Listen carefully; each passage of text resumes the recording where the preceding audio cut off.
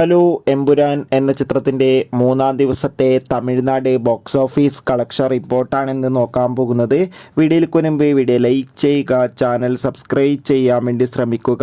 March April മാസങ്ങളിൽ അങ്ങോട്ട് ധാരാളം ചിത്രങ്ങൾ OTT റിലീസ് ചെയ്യും. നമ്മുടെ ചാനൽ ഭാഗം പരിശോധിച്ചാൽ ആ വീഡിയോയ്ക്ക് നിങ്ങൾക്ക് കാണാൻ വേണ്ടി സാധിക്കുന്നതായിരിക്കും.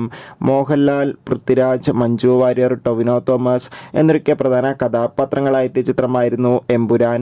ചിത്രത്തിന് ഇപ്പോഴും നല്ല മികച്ച പോസിറ്റീവ് റെസ്പോൺസ് തന്നെയാണ് പുറത്തുവന്നുകൊണ്ടിരിക്കുന്നത്. അതുകൊണ്ട് തന്നെ ഏവരുമേറെ ആകാംക്ഷയോടെയാണ് എമ്പുരാൻ എന്ന ചിത്രത്തിൻ്റെ ഓരോ ദിവസത്തെ ഓരോ കളക്ഷൻ റിപ്പോർട്ടും അറിയാൻ വേണ്ടി കാത്തിരിക്കുന്നത്.